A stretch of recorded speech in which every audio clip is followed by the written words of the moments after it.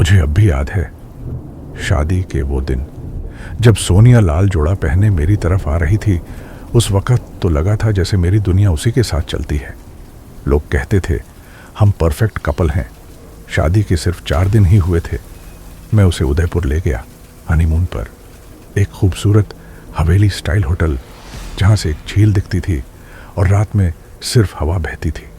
मैं हर पल सोनिया के करीब रहना चाहता था, पर उसकी आंखों में कुछ और था, एक थकान, एक उदासी जिसे मैं प्यार समझता रहा। मुझे क्या पता था उसकी खामोशी के पीछे एक मौत छुपी थी, मेरी मौत। उस रात सोनिया ने एक वाइन की बोतल खोली। खास रात है, उसने कहा, सिर्फ हम दोनों के लिए। मैं हंसा, बेवकूफ़ जो था। पहला घूंट लेते ही गला सूखने लगा, सिर घूमने लगा। मैं कुछ बोलना चाहता था पर जुबान हिलती ही नहीं थी, पैरों में जान नहीं बची थी। और आंखों के कोने से मैंने देखा कोई और आदमी उस कमरे में घुस आया था। वो था समीर, सोनिया का पहला प्यार।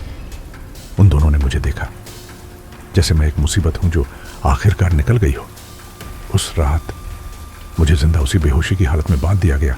बाथटब में पानी भर दिया गया और फिर चाकू से उसने मेरे हाथ की नस काटी और मुझे देखा तक नहीं। सोनिया ने सिर्फ इतना कहा, तू सिर्फ नाम था, प्यार नहीं।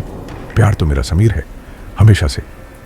उसके बाद मुझे जला दिया गया, नाम बदलकर, कागज बनवाकर, सब कुछ खत्म कर दिया। लोग कहते हैं मौत के बाद शांति मिलती है, पर मुझे कुछ नहीं मिला। मिला तो सिर्फ अंधेरा। 13 दिन तक मैं सिर्फ एक आवाज था, हवा था। लेकिन 14वें दिन मैं खाली नहीं रहा। मैं वापस आया उस बदले को पूरा करने जो मेरे अंदर ज्वालामुखी की तरह धधक रहा था। मैं वो बन गया था जिससे ये पूरी दुनिया खौफ खाती है। भूत, प्रेत, आत्मा, तुम जो चाहे नाम दे सकते हो। सोनिया की एक दोस्त थी, प्रिया नाम की। उसने ही समीर और सोनिया का पूरा साथ दिया था। पुलिस से सच छुपाया। मेरी हत्या को उसने सुसाइड डिक्लेयर करवाया। मैं पहली बार उसके कमरे में गया। वो अपने रूम में आराम से सोई थी। मैं उसके बिस्तर के पास, बिल्कुल उसके सर के बगल में खड़ा था। उसको हल्की ठंडक महसूस हुई। अब हर रात मैं उसके डर के साथ ऐसे ही खेलता। मुझे बहुत मजा आता उसको डर में तड़पता देखकर, और उसको ये तक नहीं पता कि उसको डरा कौन रहा है। एक दिन मैंने उसकी डायरी में लिखा, वो देख रहा है। उसने साइकोलॉजिस्ट तक बुलाया, पर जो मैं कर रहा था उसका इलाज किसी डॉक्टर के पास नहीं था। एक रात उसके कान के पास से फूंक मारी मैंने और धीरे से उसको बताया मैं कौन हूं, और उसका दिल वहीं रुक गया। उसकी पोस्टमार्टम रिपोर्ट में लिखा था शॉक, डर, एनोनिम स्ट्रेस, पर वो सिर्फ एक चेतावनी थी।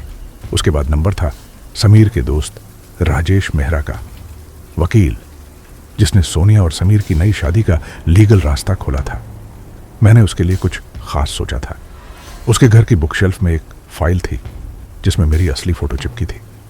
एक दिन अचानक उसको लगा जैसे वो फोटो उसको देखकर हंस रही हो। वो डर गया, पर इसको वहम मानकर भूल गया। पर उस दिन के बाद हर रात उसे एक ही सपना आता, एक आदमी उसको जमीन के नीचे से खींच रहा है। वो चिल्ला रहा है, तड़प रहा है, लेकिन भाग नहीं पा रहा। और फिर एक दिन वो गायब हो गया और मिला अपने गार्डन के पीछे जमीन के एक गड्ढे में, जैसे मैं मिला था। समीर और सोनिया को एहसास हो चुका था कि कुछ तो भयानक हो रहा है, इसीलिए समीर गोवा भाग गया।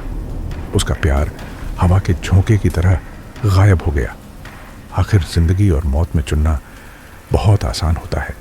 उसने बीच साइड एक विला लिया। सोचा शायद मैं बच जाऊंगा, पर मैं तो हवा हूं, कहीं से भी किसी को भी ढूंढ ही लेता हूं। उसके बाथरूम के शीशे पर एक दिन मैंने लिखा, आप मेरे खून में नहाए, और वो इतना डर गया कि कई दिन तक सो नहीं पाया।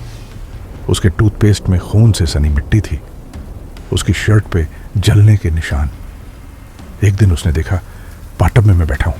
वो चिल्लाया, भागा, गिर गया, और जब उठा चाकू उसके हाथ में था। वो डर गया, गिड़गिड़ाने लगा, मुझे छोड़ दो, मुझे माफ कर दो। ये सब सोनिया का प्लान था, पर मैंने उसकी एक भी बात नहीं सुनी और उसकी नस उसी के हाथों से कटवा दी। वो मर गया, बिल्कुल उसी तरह जैसे मैं मरा था। अब बची थी सिर्फ सोनिया। मैं रोज उसके सपनों में आने लगा। जब से उसने समीर की मौत का सुना, वो जान चुकी थी कि उसका बचना मुश्किल है। एक दिन उसकी लिपस्टिक से मैंने शीशे के ऊपर लिखा, मैं लौट आया हूं। और उसको देखकर जो उसका हाल हुआ वो देखने लायक था। उसके सिंदूर से लहू टपकता। हर रात 3 बजे उसके दरवाजे पे दस्तक होती।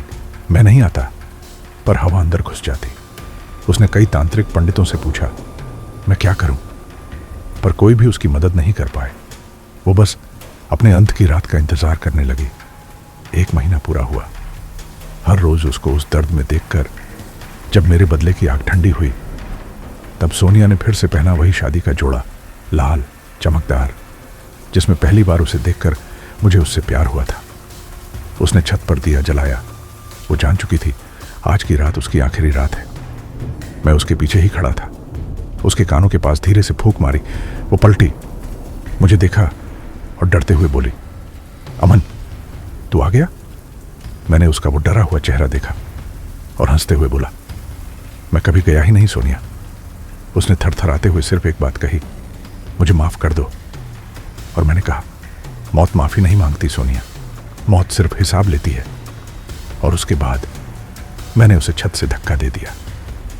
लेकिन मुझे शांति नहीं मिली। आज भी मैं उसी होटल के पास भटकता रहता हूं।